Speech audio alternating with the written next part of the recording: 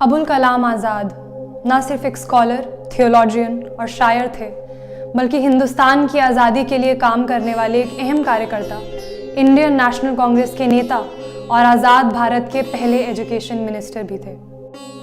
उर्दू लफ्ज़ आज़ाद यानी फ्री को अपना तखल्लुस या फिर पेन नेम रखने वाले इन स्वतंत्रता सेनानी ने अपनी पूरी ज़िंदगी हिंदुस्तान में शिक्षा और तालीम की फाउंडेशन को मजबूत करने में लगा दी।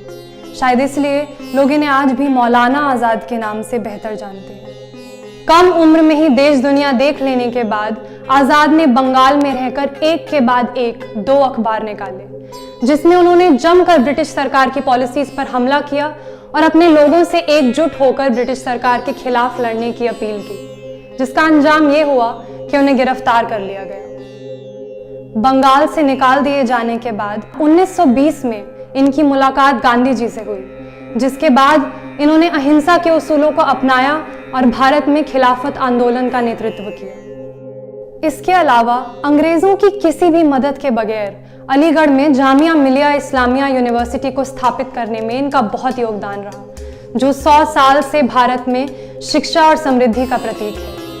IIT यानी इंडियन इंस्टीट्यूट ऑफ टेक्नोलॉजी को उसका नाम देने वाले भी यही थे। और तो और इन्होंने ही दिल्ली में सेंट्रल बोर्ड ऑफ एजुकेशन की स्थापना करी, जो बाद में DU का डिपार्टमेंट ऑफ एजुकेशन बना। मात्र 35 साल की उम्र में ये इंडियन नेशनल कांग्रेस के सबसे युवा प्रेसिडेंट रहे। आज़ाद मोहम्मद अली जिन्ना की 2 नेशन थ्योरी के सख्त खिलाफ थे, इसलिए इनकी बहुत कोशिशों के बाद भी जब हिंदुस्तान का बंटवारा टल नहीं सका तो इन्हें बहुत दुख हुआ।